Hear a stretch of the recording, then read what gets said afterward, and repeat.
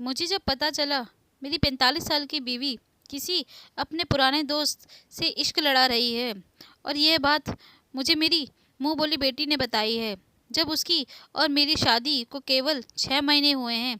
हैरानी तो मुझे जब हुई जब उसने अपनी सबसे पसंदीदा चीज़ को खोने से उसे डर नहीं लगा, जिसकी वजह से हमने शादी की थी। बम बम बोले दोस्तों। मेरा नाम नेत्र है।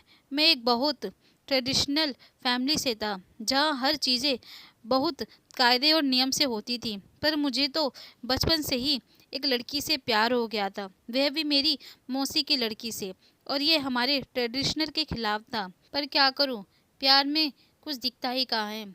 जब मैं बिजनेस में पढ़ा तो वह डॉक्टर की पढ़ाई कर रही थी। मैं चाहता था कि उसे अपनी फीलिंग के बारे में अभी बता दूं, पर जब वह डॉक्टर बन जाएगी और मैं भी अपने पैरों पर खड़ा हो जाऊंगा, तब उसे अपनी सारी फीलिंग बता दूंगा। लेकिन जो नसीब में नहीं लिखा होता वह कभी नहीं मिलता। वह जहाँ डॉक्टर की पढ़ाई कर रही थी वहीं पर ही उसे अपना पहला प्यार मिल गया था, और वह हमारी कास्ट का ही था।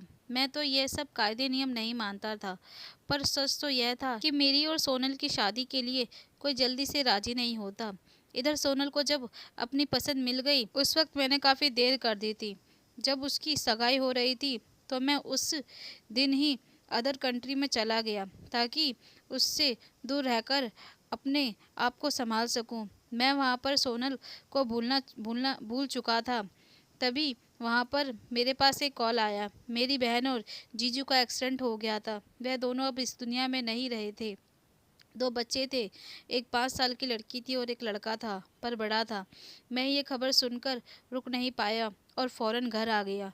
वहाँ मैंने सब कुछ संभाल लिया, लेकिन सोनल वहाँ से जा चुकी थी दिल्ली अपने पापा के साथ। जो उसके पापा रिटायर हो चुके थे, इसलिए वह शहर में ही रहकर अपने दम पर अपने पेरेंट्स का ख्याल रखना चाहती थी। शौक तो मुझे जब लगा जब उसकी सगाई टूटने की खबर मिली, वो भी सिर्फ इस वजह से कि वह माँ नहीं बन सकती थी। सगाई के 2 या 3 दिन बाद उसकी काफ़ी तबीयत बिगड़ गई। रिपोर्ट करवाने के बाद पता चला कि उसकी बच्चेदानी में कुछ इन्फेक्शन है, जिसकी वजह से वह कभी माँ नहीं बन सकती। क्या एक औरत की कदर सिर्फ माँ तक या बच्चे पैदा करने तक ही होती है? मैंने अपनी दोनों बहनों के बच्चों की जिम्मेदारी ले ली, पर मैं इस वक्त सोनल से मिलना चाहता था, इसलिए मैं दिल्ली गया।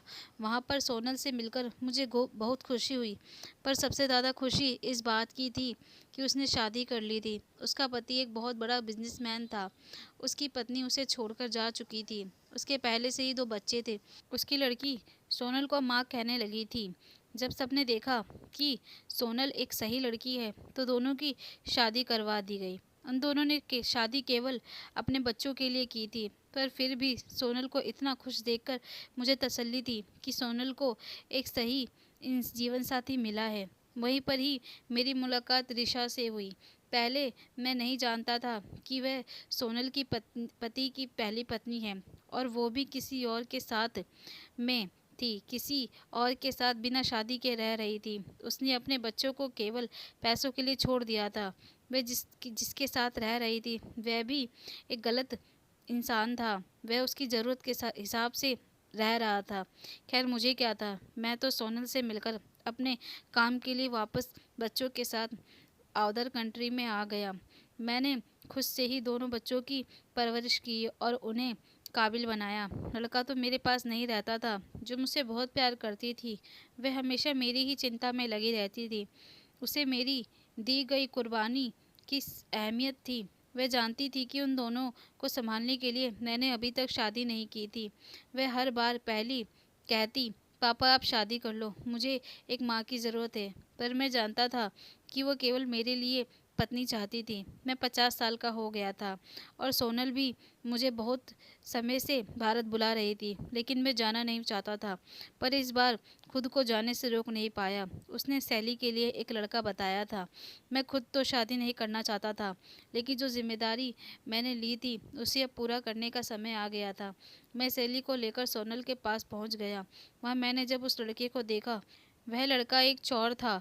जब हम आ रहे थे तो उसने शैली का बैग चुराने की कोशिश की थी। मैं तो शायद पहचान ही नहीं पाता अगर उसकी आंखें नीली नहीं होती। मैंने तुरंत मना कर दिया और सबको बताया कि ये लड़का एक चोर है। मैंने शादी से इनकार कर दिया, पर सोनल ने मुझे भी यहीं भारत में रुकने को कहा। जल्दी वह शैली के लिए एक और नया रिश्ता ढूंढेगी, इसलिए मैं वहीं रुक गया। तभी कुछ ही दिनों बाद सोनल ने एक और रिश्ता दिखाया। वह रिश्ता बहुत अच्छा था और हमारी ही तरह ट्रेडिशनल को मानने वाला था। जब हमने उनसे पहली मुलाकात की तो उन्होंने हमारे सामने एक शर्त रखी कि एक कुंवारा आदमी कन्यादान नहीं कर सकता और हम तभी ये शादी करेंगे जब मैं शादी करूंगा।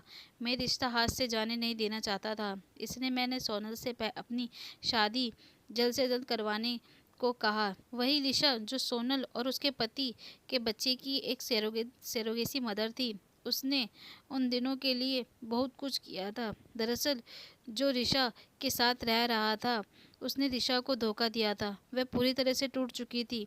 जब सोनल ने उसकी मदद की उस वक्त सोनल माँ बनने वाली थी। वह बच्चा सोनल की कोख संभाल नहीं पा सकता था, इसलिए ऋषा ने वह बच्चा अपने पेट में पाला और जन्म देकर दोनों के साथ रहने लगी। सोनल ने मुझे ऋषा से शादी करने की सलाह दी।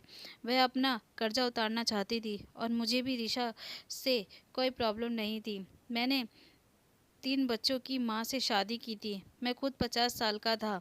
हम दोनों की शादी के बाद मैंने शैली की शादी जल्द से जल्द करवा दी और ऋषा के साथ वापस अदर कंट्री में आ गया।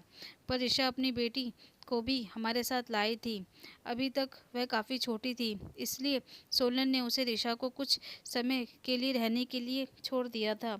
मैं ऋषा को पूरा मान सम्मान देना चाहता था। हम दोनों एक न्यूली कपल की तरह दिख रहे थे और मैं भी काफ़ी खुश था। शादी का क्या मतलब होता है यह तो मैं पहले से जानता था, पर उसकी फीलिंग अब महसूस कर रहा था। उधर ऋषा, शायद उसे यह सब चीज़ें इतनी ज़्यादा अच्छी नहीं लग रही थी क्योंकि वे इन सबको पहले से ही महसूस कर चुकी थी। मैं कहीं पर भी जाता ऋषा मना कर देती, इसलिए मुझे अकेले ही जाना पड़ता था। मैं हर जगह से उसके लिए बहुत महंगे गिफ्ट लाता। हम दोनों काफ़ी समय से अलग रह रहे थे। मुझे बहुत बड़े बिजनेस के लिए कहीं रुकना पड़ा था। हम पूरे 1 साल से मिले नहीं थे। ऋषा से कहा था मेरे साथ चल, पर उसने मना कर दिया और मैं अकेले ही चला गया। वहाँ ऋषा की मुलाकात अपने पुराने उसी आदमी से हो गई थी जो उसके कॉलेज में पढ़ता था। वह काफ़ी अच्छे क्रिकेटर था। वह उसके साथ रोज़ पार्टी करती, उसके साथ समय बिताती। वह भी उसे अपने हर मैच में ले जाता था। उसे अपनी बेटी की भी फिक्र नहीं थी। जब उस लड़के ने उससे शादी के लिए कहा तो उसने बेफिक्र होकर हाँ कर दी। वह अपनी बेटी तक को भी छोड़ना को तैयार थी और इधर मैं बेफिक्र होकर उसके लिए महंगे गिफ्ट ले रहा था, उसे खुश करने के लिए सोच रहा था। मैं इस रिश्ते को आगे बढ़ाना चाहता था। तभी मेरी बेटी सेली का मेरे पास फ़ोन आया। उसने बताया ऋषा एक क्रिकेटर के साथ घूम रही है। उसने जब मुझे बताया तो मैं शौक रह गया। इस उम्र में भी ऋषा को सब्र नहीं है। वह अब भी दूसरे आदमी को अपनाना चाहती है। मैं फ़ौरन ऋषा के पास गया और उस आदमी को जब अपने कमरे में देखा तो खुद को रोक नहीं पाया। मैंने उसे बहुत मारा और ऋषा को भी घर से बाहर निकाल दिया। मेरे नसीब में शायद शादी का सुख ही नहीं था। मैंने सोनल की लड़की को वापस घर पहुंचा दिया और उसे ऋषा की सारी सच्चाई बता दी। मैंने ऋषा को तलाक दे दिया और अब मैं अकेला ही अपनी ज़िंदगी में जी रहा हूँ। मैं नाना बन चुका हूँ और शैली के पास ही रहकर अपनी बाकी की ज़िंदगी जी रहा हूँ। अगर आप मेरे चैनल पर नए हैं तो प्लीज़ मेरे चैनल को सब्सक्राइब कर लीजिएगा। कमेंट करके ज़रूर बताना आपको मेरी कहानी कैसी लगी। मैं नीता आपसे विदा लेती हूँ। फिर मिलूँगी अगली कहानी में। इसी तरह मेरी कहानी के साथ जुड़े रहिएगा। धन्यवाद।